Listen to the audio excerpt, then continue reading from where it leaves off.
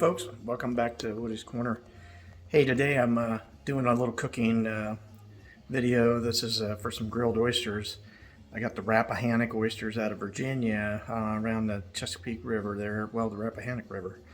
Many years ago, I was in that area and tried all these different oysters at a restaurant, probably the fat tuna, I think it was.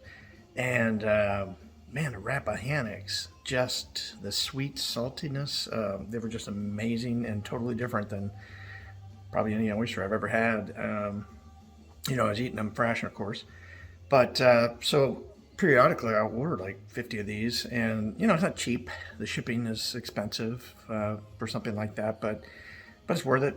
Actually, I'm going to do some char grilled style oysters with this garlic butter recipe. I'll show you here in a second. And I'm actually going to do them on my Otto Wilde searing device. So, instead of doing it on a grill or in the oven or anything. So I'm going to probably do that on Sunday. It's a couple days away, but getting the butter made today. So let me turn this around. So it's basically, take the food processor and you're going to grind up. I got 3 packages of these already peeled garlic cloves here, and I just basically bake that with some olive oil all over them at 300 degrees for 2 hours. And I gotta put a warning out, the whole house is just an unbelievable strong garlic odor. To be expected, but it's something to be aware of. I imagine we're going to smell garlic for the next 2 weeks here. And then I had this butter sitting out for the last few hours. It's 4 sticks.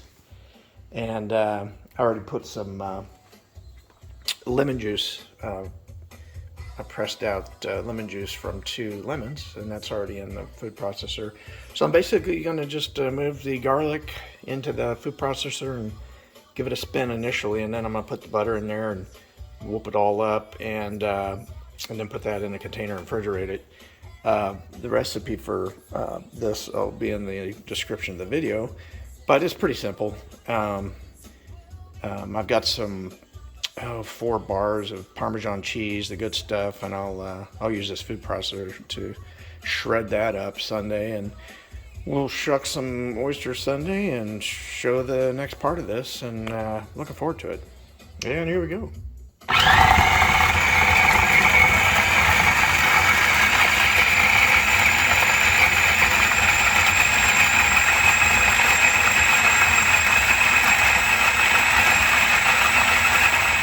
All right, I put the new Cuisinart food processor to test for this recipe for the oysters. This time I used the medium shred blade, the disc. I've got a few bars of this Parmesan, and this was just 1 bar, filled up a nice big bowl. Really, that's all I need for the 12 oysters I'm going to do today. So yeah, more to come here. All right, so we've got these. I got these all kind of rinsed off, washed off. I think I'm going to do about looks like 16 of the char grilled style oysters tonight. And I'd ordered 50, so I just washed these all off, and I have them in a bowl. I'm going to put it back in the fridge. I had one that opened up, so I tossed it. And time to do some shucking. All right, got the oysters shucked. These are Rappahannocks out of Virginia. Got our garlic butter we made a couple nights ago. I put it out just to let it soften a little bit, and of course we have the freshly shredded fresh Parmesan cheese. So we'll put the little dollop of the butter on, a little bit of the cheese, and I got some parsley and Old Bay. I think I'll just put a little of that on, and we got some lemon for garnish once I char grill it. Yeah, here they are, all prepped and ready. Time to hit the Otto Wilde and sear them down. All right, got it in. I got it on the lowest rack setting. I got the temp, the halfway point, which I believe is 750 degrees. Searing from the top. I was surprised I got 12 in there. I thought I was only going to get like 8. So I'm probably going to cook it about 2 minutes, but this is the first time I'm doing it, so we'll see. It's about 1.5 minutes.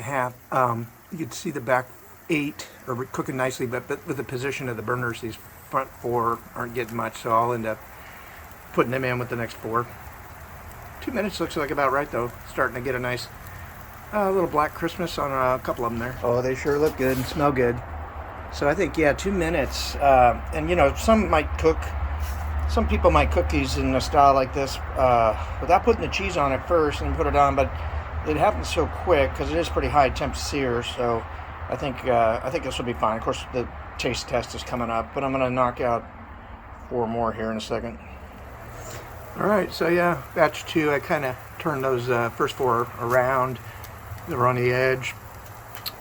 New 4 in the back, and go 2 minutes, should be done. Finished product, it's time for the taste test. Oh my, it's a treat, that is for sure. This is a heck of a recipe.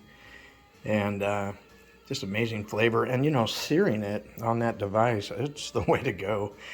You can see it gives it a little bit of a crust with the cheese, and you know, depending on how long you want to cook it and get a little bit more crust.